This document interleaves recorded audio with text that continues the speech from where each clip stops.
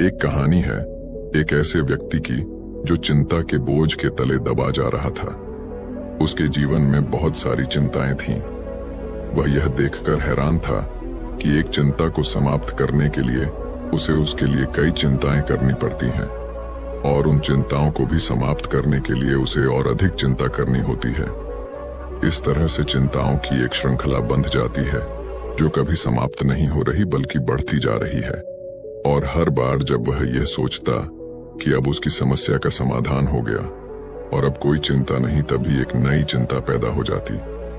एक दिन उसने देखा कि एक गुरु उसके गांव में आए हुए हैं और अपना प्रवचन दे रहे हैं। प्रवचन समाप्त होने के बाद वह गुरु के पास पहुंचा और कहा, गुरुदेव, ये चिंता क्या होती है? और जब हमारी समस्या का समाधान हो जाता है तब भी चिंता क्यों बनी रहती है? जब मुझे कोई चिंता सताती है तो मैं देखता हूं कि उस चिंता को समाप्त करने के लिए बहुत सारी चिंताएं अब मैं करने लगा हूं। मेरे जीवन में बहुत सी चिंताएं हैं और मैं इन चिंताओं से बाहर नहीं निकल पा रहा हूं। क्या कभी मैं अपने जीवन में इन चिंताओं से बाहर आ सकूंगा? गुरु ने कहा, संतुष्टि। संतुष्टि ही एक ऐसी चीज है जो चिंता को समाप्त कर सकती है। तुम्हें एक ऐसी चीज ढूंढनी होगी जिससे तुम संतुष्ट हो जाओ। अगर तुम्हें वह चीज मिल गई तो फिर तुम कभी चिंतित नहीं रहोगे।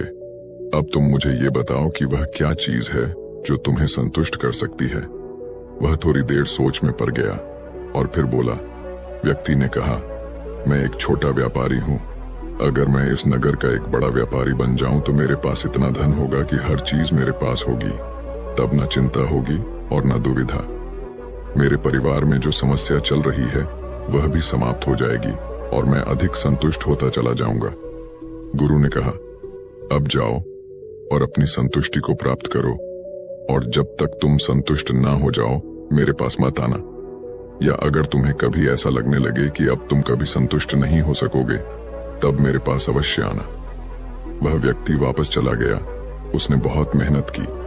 धीरे धीरे उसने हर वह चीज प्राप्त की जिससे उसे लगता था कि वह उसे प्राप्त करके संतुष्ट हो जाएगा।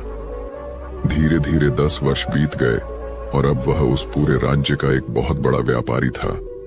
पर वह अभी भी संतुष्ट नहीं था। अब उसके जीवन में पहले से ज्यादा चिंताएं थीं और उसका परिवार भी पहले से ज्यादा समस्या से गुजर रहा था। वह उन गुरु को भी भुला चुका था और यह भी कि उसे संतुष्टि प्राप्त करनी थी।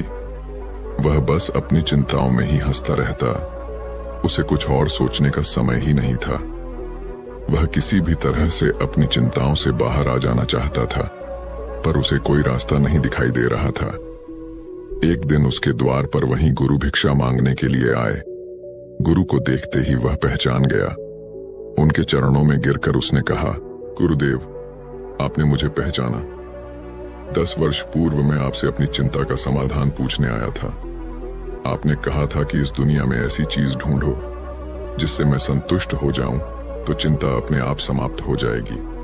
मैं हर वह चीज प्राप्त कर चुका हूं गुरुदेव जिससे मैं सोचता था कि मुझे संतुष्टि मिलेगी, पर मैं अभी भी असंतुष्ट हूं और चिंताएं तो पहले से ज्यादा अब मेरे जीवन में है। परिवार में समस्याएं भी पहले से ज्यादा हैं।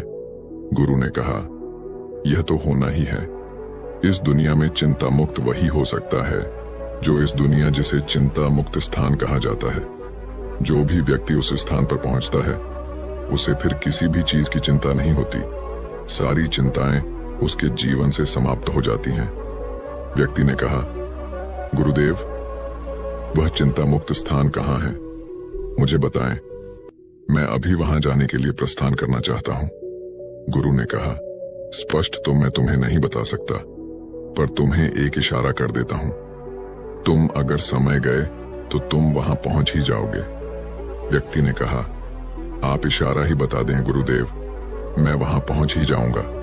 गुरु ने कहा, वह यात्रा तब शुरू होती है जब आप स्पष्ट रूप से यह समझ जाते हैं कि बाहर की कोई भी यात्रा, कोई भी चीज आपको संतुष्ट नहीं करेगी। यह कहकर गुरु से चले गए। वह व्यक्ति यह सोचता रहा कि गुरु क्या कहकर चले गए। बाहर की यात्रा, बाहर की कोई चीज संतुष्ट नहीं करेगी, फिर कौन सी यात्रा वहां तक लेकर जाएगी? उसने कई लोगों से विचार विमर्श किया, कई बुद्धिमान लोगों से इस बारे में पूछा, पर कोई भी उसे जवाब नहीं दे पाया कि वह कौन सी यात्रा है जिससे चिंता मुक्त स्थान की होती है, किस दिशा में जाए, कितनी दूर जाए, धरती पर वह जगह कहाँ है। उसे कुछ समझ नहीं आ रहा था। फिर उसने सोचा कि क्यों ना सीधे गुरु से ही पूछ लेता हूं।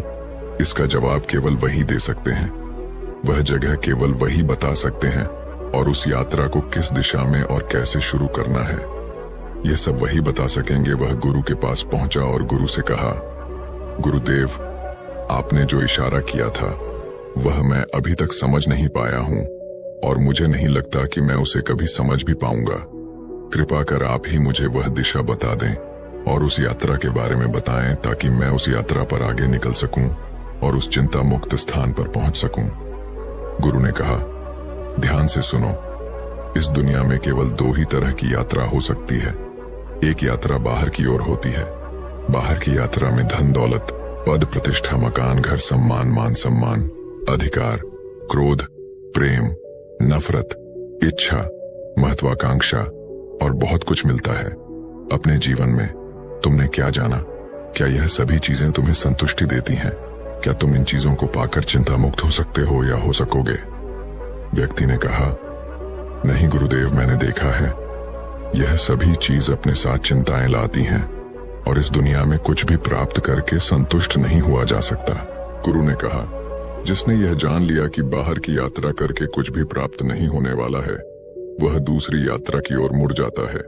दूसरी यात्रा भीतर की यात्रा होती है, अंदर की यात्रा होती है। इसकी दिशा तुम्हारे अंतर में होती है। जिस प्रकार आंखें खोलकर बाहर की यात्रा होती है, उसी प्रकार आंखें बंद करके भीतर की यात्रा होती है। इस यात्रा में धन दौलत, पद प्रतिष्ठा, मान सम्मान, घर मकान, अधिकार, क्रोध, प्रेम, नफरत, इच्छा, महत्वाकांक्षा और बहुत सारी ऐसी ही चीजें मिलती हैं। और जैसे जैसे इस यात्रा में हम आगे बढ़ते जाते हैं, हमें इन चीजों की व्यर्थ का ज्ञान होता चला जाता है। और जिस चिंता मुक्त स्थान को तुम ढूंढ रहे हो, वह इस दुनिया में तुम्हारे भीतर, तुम्हारे अंदर में है। जब तुम बाहर की चीजों की व्यर्थ का ज्ञान भली भांति कर लेते हो, तब तुम अपने अंतर में उतरना शुरू करते हो। और जैसे जैसे तुम आगे बढ़ते जाते हो, तुम्हें वह चिंता मुक्त स्थान दिखाई देने लगता है। अब तुम्हारे जीवन में चाहे जो कुछ भी हो, तुम चाहे जो करो, ना तुम्हें किसी से उम्मीद होती है और ना ही उम्मीद टूटने का डर। फिर ना चिंता होती है और ना ही दुख। व्यक्ति ने कहा, आप ठीक कहते हैं गुरुदेव, परंतु अगर मेरी पत्नी बीमार हो जाए तो क्या मुझे उसकी चिंता नहीं होगी क्या? गुरु ने कहा, बाहर की ओर यात्रा कर रहे सभी लोगों को चिंता होती है, तुम्हें भी होगी, परंतु जो भीतर की यात्रा में चल रहे होते हैं वह यह भली भांति जानते हैं कि चिंता करके कुछ नहीं होने वाला। पत्नी का इलाज कराने से वह स्वस्थ हो जाएगी, तो वह उसका इलाज कराने पर जोर देगा, ना कि चिंता करने पर। और क्या आज तक कोई चिंता करके किसी को स्वस्थ कर सका है? व्यक्ति ने कहा, गुरुदेव, अगर कोई सगा संबंधी मृत्यु को प्राप्त हो जाए तो उसकी कमी तो अवश्य महसूस होगी। उसके ना होने की चिंता भी हमें होगी। गुरु ने कहा, हमें कमी उसी की कमी महसूस होती है जिसके साथ हम अपना जीवन नहीं गुजार पाते। हम चाहते हैं अपने माता पिता के साथ एक अच्छा समय बिताना, पर हम नहीं बिता सकते क्योंकि हमारे पास बहुत सारी चिंताएं हैं। हमारे पास समय नहीं है, हमें बाहर की दुनिया में बहुत कुछ इकट्ठा करना है। इसलिए ऐसे व्यक्तियों को हमेशा अपने सगे संबंधियों के जाने पर बहुत दुख होता है। उन्हें चिंता होती है कि वह उनसे नहीं मिल पाएंगे, जबकि जो अपने अंतर में स्थित होता है वह जब सबके साथ जब भी समय मिलता है पूर्ण रूप से उन्हीं के साथ होता है। उसे चिंता नहीं होती, बल्कि वह खुश होता है कि उसने उनके साथ एक अच्छा समय बिताया। उसे किसी के मरने का दुख नहीं होता। व्यक्ति ने कहा, पर गुरुदेव, यह भीतर की यात्रा शुरू कैसे होती है? गुरु ने कहा, जैसे बाहर की यात्रा शुरू होती है, ठीक वैसे ही भीतर की यात्रा भी शुरू होती है। पहले तुम एक छोटे व्यापारी थे, फिर तुम एक बड़े व्यापारी हुए, फिर तुम और बड़े व्यापारी बने। किसी भी यात्रा को करने के लिए पहला कदम उठाना जरूरी होता है, और भीतर की यात्रा का पहला कदम है आंखें बंद करके अंतर में उठ रहे विचारों को ध्यान से देखना और धीरे धीरे उन विचारों से मुक्त होना। एक बार जब तुम कोशिश करोगे तो तुम्हें रास्ता खुद नजर आने लगेगा।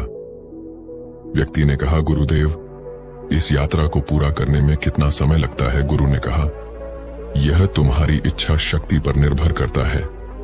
इस यात्रा को कुछ पल में भी पूरा किया जा सकता है और इसके लिए पूरा जीवन भी कम पड़ सकता है। पर जिन्हें यात्रा करनी है वे मंजिल की दूरी नहीं देखते, बस चल पड़ते हैं। व्यक्ति ने कहा, गुरुदेव,